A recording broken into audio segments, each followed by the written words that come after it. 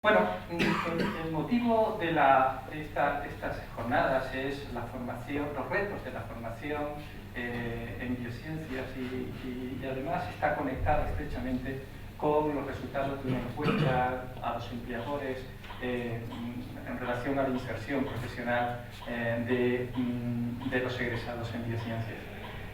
Conectando estas dos cuestiones, he planteado los términos de mi presentación.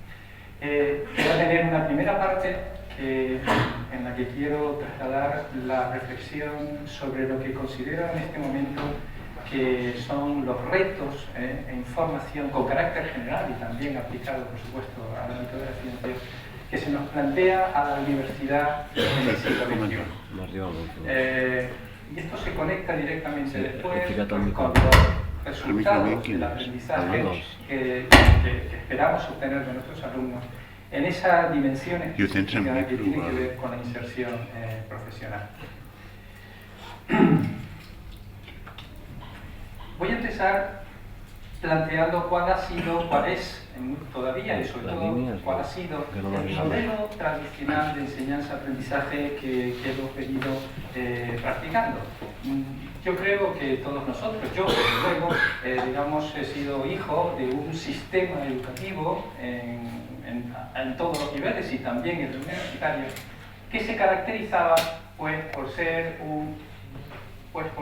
un sistema que podíamos calificar de profesor céntrico.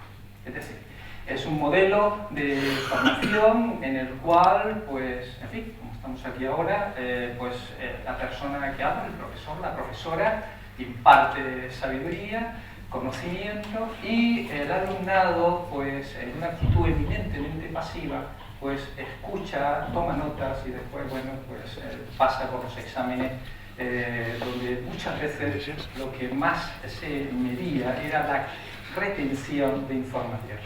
Aquí he puesto en la esquina una miniatura de un códice, un incunable de la Edad Media, donde se representan pues, cómo se daban las clases en aquella época.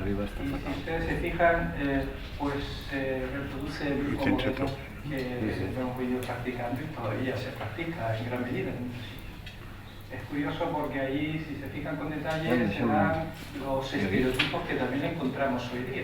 Está el alumno que está dormido allí en la esquina, allí en otra esquina hay unos cuantos que están hablando entre ellos y sin hacer caso mucho a lo que dice el profesor, y el profesor está con el libro, porque en aquella época era el libro y lo está leyendo, ¿no? Mientras que los demás están escuchando y tomando atención. Este es el modelo predominante y un modelo que hoy por hoy, a la vista sobre todo de los resultados de las neurociencias y de las múltiples evidencias que se vienen acumulando resultados de la investigación en educación, ponen de manifiesto que no es precisamente el más eficaz y ni siquiera el que mejor se ajusta a los mecanismos que funcionan en nuestro cerebro cuando nosotros aprendemos. Es un modelo basado en la pedagogía de la transmisión de información, donde el objetivo era fundamentalmente proveer al estudiante de conocimientos, que se basa en la reproducción de hechos, donde se planteaba un único tipo de inteligencia. Sin embargo, hoy día sabemos que hay muchas distintos tipos de inteligencia, desde la cinética hasta la lingüística o la interpersonal, o bien a la musical o a la espacial. Nuestros alumnos son diversos, tienen habilidades distintas y por tanto van a aprender cada uno de ellos con las metodologías que mejor funcionan con cada uno de ellos, no es única, sino que son diferentes. La evaluación era una evaluación muchas veces binaria, correcto versus incorrecto, pasa, no hay transición entre unos y otros. En general hay una débil cooperación o interrelación entre el profesorado y el alumnado y una educación que estaba centrada hacia la especialización. Este es el modelo, digamos, predominante, tradicional, no digo que sea el que se viene practicando porque afortunadamente se ha recorrido mucho camino en ese sentido, pero es verdad que en muchos ámbitos todavía eso está inserto en la concepción de la docencia que gran parte, mucho profesorado tiene, todavía se ajusta en gran medida a este tipo de planteamientos. Se requieren cambios. Se requieren cambios para que la formación que damos a nuestros estudiantes se ajuste mejor, les prepare mejor para desenvolverse en un siglo XXI que se caracteriza por una gran volatilidad, una gran incertidumbre, unos cambios acelerados, unas situaciones en las cuales muchas veces nuestros estudiantes, nosotros mismos, nos vamos a tener que enfrentar a problemas que ni siquiera imaginábamos que existían hace 4 años. ¿De qué? Tenemos que desarrollar una serie de competencias que se en otra dirección, y eso requiere unas estrategias que tienen que cambiar también.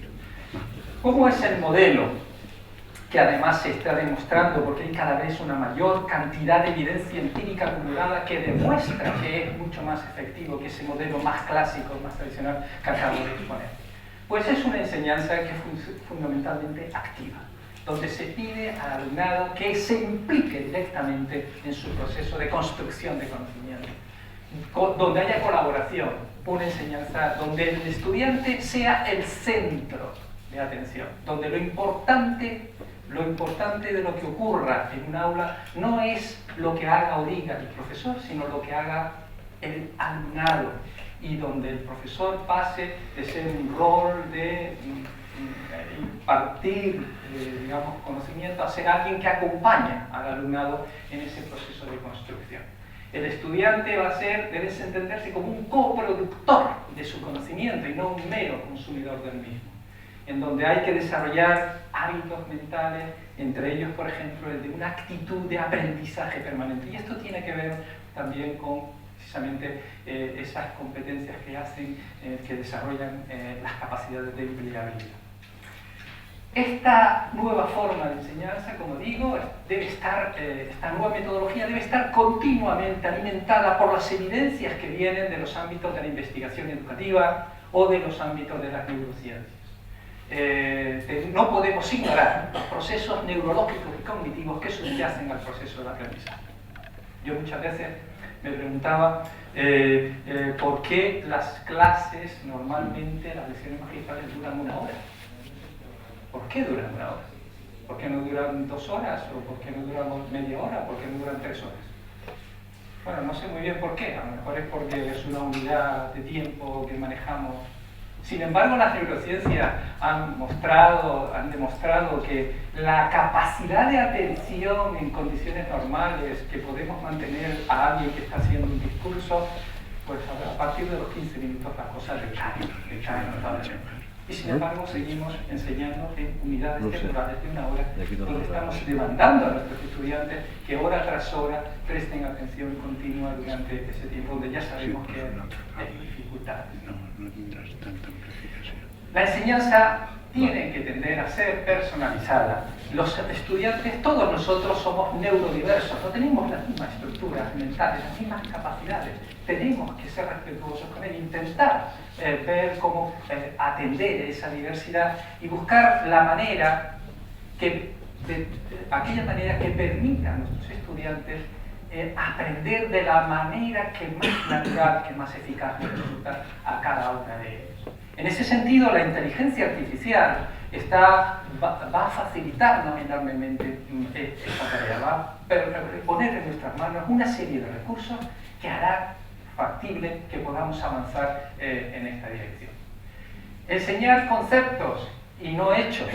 La información cada día hoy es menos relevante. Más que la información en sí misma, tenemos que desarrollar capacidades para gestionar información. La información está ahí, está al alcance de cualquiera. La generación Z, que es la generación que tenemos ahora en nuestras aulas, los que han nacido entre el 95 y el 2013, es una generación que se caracteriza porque ha nacido con un móvil en la mano, donde sus tendencias naturales en términos de cómo se relacionan unos con otros y cómo se relacionan con la información, hace que precisamente más allá que el dato en sí mismo, lo importante sea dotar a estas cohortes de capacidades para gestionar la información. La evaluación. La evaluación tiene sentido en la medida que sirva para contribuir a la formación. No tiene que ser una formación meramente sancionadora, sino que tiene que ser un recurso más en este proceso formativo. Evaluación continua y formativa. La emoción. la motivación, la autoestima. Ninguna educación que no contribuya a aumentar la autoestima y la seguridad personal de nuestros estudiantes es buena educación. Aquella educación, la educación tiene que contribuir a que nuestros estudiantes ganen seguridad en sí mismos, tengan confianza, se interesen por lo que hacen. Y en ese sentido es una dimensión también que debemos cuidar. Hablamos de que formación continua y por tanto la educación y la formación tiene que organizarse de tal manera de que permita que ésta se pueda adquirir en momentos distintos, en tiempos diferentes y además a lo largo de toda la vida. En definitiva, nuestro reto es formar personas que sean capaces de solucionar problemas, de encontrar problemas, de hacerse preguntas interesantes y que tengan la capacidad de aprender de forma continua. Por tanto, se requieren cambios en el sistema de organización educativa y en las universidades, cambios estructurales y cambios de cultura docente. Tenemos que movernos en la dirección de que se fomente el intercambio de conocimientos docentes. Entre el profesorado se tiene que instalar la cultura de la discusión sobre la docencia, de creación de equipos docentes y de que estos sean los que realmente realicen la docencia. Se tiene que prestar atención como docentes, como profesionales de la educación superior, debemos estar al día de lo que la investigación educativa nos dice. Todos nosotros somos aquí investigadores. Bien, y como investigadores entendemos que es natural estar al día de los últimos resultados en nuestro campo y de incorporar las nuevas tecnologías y los nuevos métodos de instrumentación. Somos profesionales de la docencia, no nos puede ser ajena la innovación y los hallazgos que se obtienen en el ámbito educativo y estar atentos para ver la manera de incorporar en nuestro entorno y en nuestras condiciones esos resultados para hacer nuestra formación y nuestra docencia mucho más eficaz. Tenemos que fomentar también la investigación educativa en nuestros entornos y hacer transferencia de estos hallazgos al ámbito educativo. Hablamos de transferencia de la ciencia para obtener resultados. También la investigación educativa produce resultados. Esos hay que transferirlos, hay que operativizarlos de tal forma de que sean viables en nuestra práctica cotidiana. La innovación educativa, por tanto, no puede ser algo aislado y esporádico, tiene que institucionalizarse, tiene que hacerse cotidiano, tenemos que incorporarlo en nuestra mentalidad de profesores, estar continuamente innovando. Y nada de esto, desde luego, es posible si no hay un explícito compromiso de la institución. El profesor o la profesora que quiere innovar y que quiere moverse en esta dirección, si no tiene el respaldo de su institución, pues aquello no va a pasar de un experimento, un momento que desaparece cuando desaparezca esa persona. La innovación se tiene que institucionalizar. Tiene que estar en el centro de la actividad educativa y esta innovación tiene que ser sostenible, es decir, tiene que hacerse posible que se mantenga en el tiempo. Y, desde luego, un buen recurso para ello es que la legislación incorpore esta demanda de la institucionalización, esta preocupación por la innovación entre su reglamentación. ¿Qué estrategias educativas son las que, como profesor o profesoras, tenemos que dedicarnos cada día a hacer, que estamos expuestos continuamente a nuestra labor docente, podemos utilizar para intentar acercarnos a este nuevo modelo que en gran medida está por hacer? Pues todas, no se excluye ninguna. Las clases magistrales siguen teniendo sentido. Otra cosa es que la mayor parte de la actividad docente se entienda en base a la clase magistral. La evaluación hay que hacerla. Otra cosa es que entendamos que la evaluación vaya a ser única y además se juegue todo en un único momento. Eso no es ni mucho menos lo ideal. La evaluación tiene que ser continua y formativa, es decir, que sirva para formar también. utilizar actividades de laboratorio, utilizar el autoestudio, seminarios, cualquiera de ellas, combinadas adecuadamente, puede servir precisamente para darle protagonismo al estudiante y que este sea de verdad el centro de nuestra actividad. De lo que se trata es de buscar que el estudiante se responsabilice, sea propietario de su propio proceso de formación.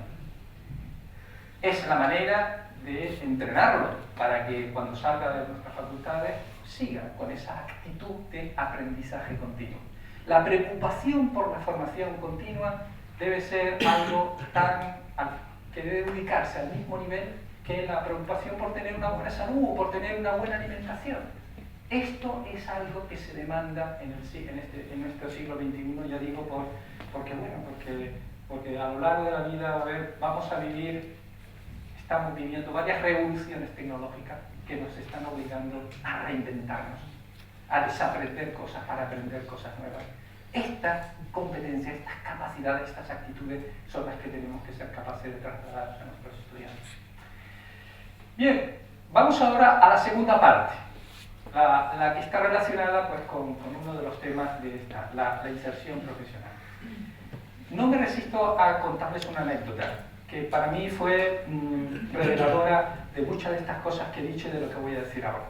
Hace 2 o 3 años, la Sociedad Española de Bioquímica y Biología Molecular sacó un concurso de divulgación científica dirigido a todos los estudiantes de grado y también de bachillerato.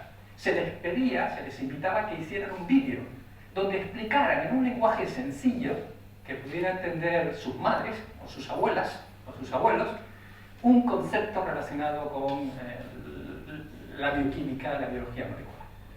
Cuando me tocó estar haciendo mi docencia en bioquímica en la facultad en el grado de biología, lancé esta invitación a mis estudiantes y he de reconocer que para mi sorpresa hubo un grupo de estudiantes, concretamente hubo una chica que fue capaz de movilizar a un grupo de compañeros para hacer este vídeo. Y lo hizo. Y ganó el primer premio. Con lo cual, cuando me llegó la noticia, pues imagínense, qué magnífica noticia. Pero ¿saben cuál fue mi inmediata reacción? Pues esto ya fue al final del curso. La pregunta fue, ¿aprobó la asignatura esta chica conmigo? Y me puse a temblar. Y fui a comprobarlo. Y había suspendido. Y esto a mí me hizo reflexionar. Vamos a ver, ¿cómo es posible que una persona que ha demostrado una serie de habilidades y competencias claras, de ponerse a aprender, como así hizo, a hacer un vídeo, de contactar con compañeros para trabajar juntos, y de hacer un vídeo donde hablaba, por cierto, de nutrición, envejecimiento, y aludía a su madre y explicaba, pues, en fin, cómo, dependiendo del papel de las mitocondrias, en hacer algo realmente interdisciplinar, donde explicaba, y hasta el punto de hacerlo tan bien como para merecer el premio, ¿cómo es posible que hubiera suspendido? Algo no funcionaba, algo había ido mal. Claro, resulta que la forma de evaluarlo fue por un examen tipo test, de opciones múltiples, donde lo que se le preguntaban era cuánta información había sido capaz de retener. Se le estaba evaluando en algo en el que esta persona evidentemente no tenía la motivación, la capacidad o la tendencia natural. Pero estaba claro que era una persona con inquietudes, que se podría probablemente resolver problemas interesantes, y así lo había demostrado. Esto fue uno de los revulsivos que me hizo a mí replantearme seriamente lo que estaba haciendo. No podíamos seguir haciendo lo mismo, porque estábamos defraudando las expectativas de personas brillantes y con talento, que por la forma de hacer las cosas le estamos a lo mejor relegando. El curso siguiente aprobó, y ahora pues ha seguido adelante. Pero aquello he de reconocer que me marcó. Bien, vamos a hablar de biociencias y vamos a hablar de inserción profesional. Algunos hechos. Hay un aumento exponencial del conocimiento en estos ámbitos, tanto conceptuales como metodológicos. se estamos viendo cómo los campos y las disciplinas tienden a fusionarse. Ya no hay las disciplinas ya no se funcionan como silos aislados, son muy porosos entre ellos y ya se difunden los límites entre ellos. Y el mercado laboral es diverso, es dinámico, está continuamente cambiando. ¿Qué cuestiones nos sugieren estos hechos? Aquí hay algunas de ellas que yo en la pequeña revisión que he hecho pues me he encontrado. ¿Cómo preparamos a nuestros estudiantes para hacer frente a este escenario? ¿Existe quizás un núcleo que podemos llamar esencial de conocimientos, de contenidos en biociencias imprescindibles? ¿Es necesario, por ejemplo, dar a conocer la estructura de una proteína o el mecanismo de una enzima? O a lo mejor es más interesante centrar la atención en cómo acceder a esta información y cómo después interpretarla. ¿Qué competencias deben tener nuestros graduados y graduadas en biociencias? ¿Qué debemos cambiar y cómo podríamos hacer esto? Bueno, si nosotros preguntáramos a los profesores y profesoras ¿qué esperan ustedes conseguir con la formación que imparten? Aquí hay algunas respuestas que en un estudio que se hizo en el Reino Unido pues se respondieron. Un buen conocimiento, yo creo que en eso coincidiríamos la mayor parte de nosotros, un buen conocimiento de las materias específicas, una retención correcta de la información relevante, capacidad de pensar lógica y científicamente, capacidad de analizar adecuadamente información y habilidad de laboratorio. Si les preguntamos a los estudiantes, se les preguntó a los estudiantes, ¿qué esperan ustedes de la formación que reciben? Las respuestas relevantes son estas que están aquí. Unas buenas perspectivas laborales. Ellos van buscando. Miren, la generación Z es una generación que, a diferencia de los millennials, están muy preocupados por la empleabilidad, por encontrar empleo, por insertarse profesionalmente. Esta es la generación que vivió la gran crisis del año 95 y experimentaron en muchos ámbitos, pues, en fin, las dificultades económicas de su familia y son muy sensibles al hecho de que es importante encontrar un puesto de trabajo. Empleos y salarios acordes con su nivel de formación, un trabajo que resulte satisfactorio y oportunidades de progresión profesional. Bien, pues, como digo, en esta breve revisión que hice, pues para un poco poner en contexto lo que he dicho antes con lo que viene ahora, pues he examinado estos informes, uno del 2010, otro del 2015, del Reino Unido, y después veremos otros sobre específicamente los estudios de farmacia. Estos son sobre biociencias en general, ¿no? Y lo que los empleadores valoran de los estudiantes que con formación en biociencias son, sobre todo, competencias técnicas y capacidad de análisis. Y también, y unos resultados de estos estudios ponen de manifiesto también algunas carencias. Por ejemplo, detectan, estamos hablando de, creo que hasta cierto punto podría ser probable, falta de experiencia y habilidades laborales. Fíjense que el 50% de los empleadores opinan que sus graduados no poseen las competencias requeridas por la industria y, sin embargo, el 70% de las universidades encuestadas dicen que sí consideran que están dándole la información requerida. Hay una preocupación por la calidad y la naturaleza de las competencias, incluyendo las competencias prácticas y trabajo en equipo, y, curiosamente, y esto también es un hecho, déficit en competencias matemáticas y análisis cuantitativo. Déficit que se detecta muchas veces al principio de los estudios de biociencia y que, sin embargo, parece que a lo largo del periodo de formación no se resuelve ese problema. Siguen estando estos déficits. Cuando se les pregunta a los empleadores por su nivel de satisfacción, fíjense, efectivamente, en la aritmética básica detectan solo el 34% están satisfechos con estas competencias que ellos observan en su graduado. Lectoescritura básica, 35%, trabajo en equipo, 38%, y después hay otras que ya se desenvuelven mejor. Una conclusión que se obtiene de esto es que quizás sea necesaria que haya una mayor implicación y compromiso entre los empleadores, por un lado, y la universidad y los formadores, por otro. Que haya una comunicación sobre lo que se necesita y que sea mutuamente receptivos a las sensibilidades de unos y otros, la universidad y los empleadores. En el caso de farmacia, puesto que también la encuesta alude a esto, En este informe, fíjense en qué aspectos están insatisfechos los empleadores. En experiencia práctica, en cómo se aplican los conocimientos científicos y matemáticos a contextos y problemas reales, falta de conocimientos en matemáticas avanzadas y en conocimientos científicos. Estas son las principales deficiencias que, de verdad, que es del año 2009 y en el Reino Unido, pero bueno, digo que creo que como referencia puede ser.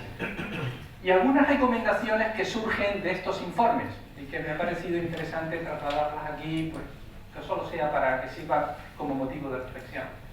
La primera de ellas es mejorar el alineamiento entre la oferta y la demanda de habilidades de empleadores y universidades. Quizás con los empleadores las universidades tendríamos que ir a hablar más, y no solamente con aquellos representantes de las empresas que se ocupan de la responsabilidad social corporativa, sino también de los aspectos de formación. Proporcionar más oportunidades de experiencia laboral. Aquí están las prácticas externas, curriculares y no curriculares, que se demuestran como eficaces en este sentido. Integrar las habilidades transversales en los grados, esa capacidad de trabajar en equipo, de exposición oral, de comunicación escrita. Dar más orientación profesional sobre las posibilidades de empleo a nuestros egresados, sobre todo, pero hacerlo con un aumento de formación. El papel de las agencias de acreditación y los sellos profesionales se revela aquí como clave para garantizar esta incorporación de la demanda de los empleadores en los planteles. A nadie se le escapa que existen efectivamente vías para que, parece que es un canal natural, para trasladar esas inquietudes de un ámbito al otro. Explorar la relación entre las habilidades desarrolladas en el grado y aquellas que se demandan en el ámbito laboral. Y esta es una conclusión. La responsabilidad de esta formación debe ser una responsabilidad que, si queremos ser eficaz, tiene que estar compartida entre las universidades y también los empleados. Y voy terminando ya con algunas conclusiones. Algunas conclusiones que, como digo, tengo interés en transmitirles, ¿no? La universidad es evidente que debe formar en las habilidades necesarias para afrontar problemas que muchas veces no existen durante el periodo de formación. O sea, tenemos que plantearnos una formación que sirva para capacitar a nuestros estudiantes a resolver problemas, aunque no sepamos qué problemas son. Ese es un reto. Desde luego, las universidades están para formar no solamente en base a conseguir un mejor rendimiento, beneficio económico, una mayor riqueza o atender a la demanda de los empleadores, que por supuesto, pero sobre todo también para garantizar el bienestar del país y del individuo y ayudar a conformar ciudadanos satisfechos, responsables, felices, en una sociedad, en fin, en un estado social y de derecho, ¿no? Y democrático. Las universidades, por tanto, deben dotar a sus estudiantes con habilidades que les permitan desarrollar su vida laboral a lo largo de 50 años, durante la cual vamos a encontrarnos que, a diferencia de lo que ocurría antes, donde había una revolución tecnológica y esta recorría varias generaciones, lo que nos vamos a encontrar ya es que a lo largo de los 50 años de nuestra vida vamos a ser testigos de varias revoluciones tecnológicas que nos van a obligar a reinventarnos continuamente, y por tanto esa capacidad para aprender continuamente y formarnos continuamente es esencial. Y este es uno de los valores que tenemos que transmitir, de las actitudes que tendríamos que transmitir a nuestros estudiantes. Las hard skills, las competencias específicas de cada disciplina, por supuesto, pero también esas soft skills, esas otras habilidades como la de creatividad y pensamiento crítico, que se pueden y se deben desarrollar también, no solamente en la ciencia, sino también, por supuesto, en las unidades de ciencias sociales. Y doy un dato: 7 de las mejores universidades de la Unión Europea en términos de empleabilidad son universidades generalistas, es decir, que forman en todo el amplio espectro de los ámbitos del conocimiento del ser humano. Tenemos que cuidar las relaciones con los empleadores. Las relaciones deben estar en pie de igualdad y tenemos que hablar con los responsables del talento empleador, no solamente con los del ámbito de la responsabilidad social. Y muchas veces las estructuras universitarias, tal como están, tienen una rigidez que impide y dificulta esa adecuación de nuestra oferta a ese entorno y estas demandas cambiantes de la propia sociedad. Se trata de compatibilizar la función básica de la universidad como herramienta formativa y que sean capaces, esas estructuras debían adaptarse para que pudieran ser capaces de responder de forma más ágil y flexible a estas cosas. Y voy terminando, ya termino, con dos referencias. Este es un lema de este informe de la Comisión Europea del 2013 que viene a decir: la educación y la formación importa tanto en nuestra universidad como la investigación. Y es el momento de poner la preocupación por la formación en el centro del escenario. A mí me gusta hablar con mis colegas, mis compañeros, cuando muchas veces me reúno con ellos y les planteo la siguiente cuestión. Les digo, ¿qué elemento es imprescindible, condición necesaria para que haya universidad? Nuestros alumnos. ¿Y a qué vienen nuestros alumnos? A recibir una formación. Por tanto, nuestra prioridad debe ser la calidad de esa formación.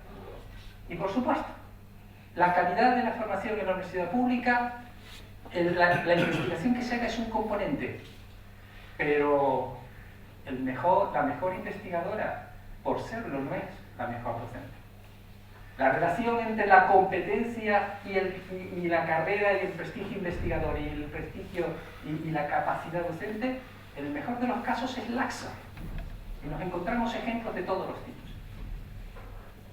Yo creo que ha llegado el momento de darle la atención que se merece a la preocupación por la docencia.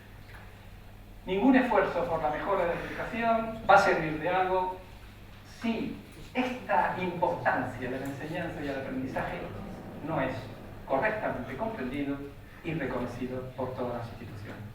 Y aquí no me resisto a colocar una referencia a Isaac Asimov, que en el año 88, aquí tienen ustedes esta referencia de su vídeo, hablaba de la educación en unos términos que parecen que son muy comunes a lo que estamos hablando hoy. Es decir, que por otro lado, tampoco es que estemos aquí diciendo cosas que de alguna manera ya no se sabían ya. Pocas cosas nuevas hay bajo el sol. Lo que está ocurriendo quizás ahora es que he llegado el momento de fijarnos en algo que a lo mejor había pasado desapercibido o estaba un poco en los márgenes de nuestra vida. Esto es lo que tenía que decirles. Muchísimas gracias por su atención y estaré encantado de seguir, iniciar un intercambio de opiniones y comentarios en relación con estas cuestiones. Muchas gracias.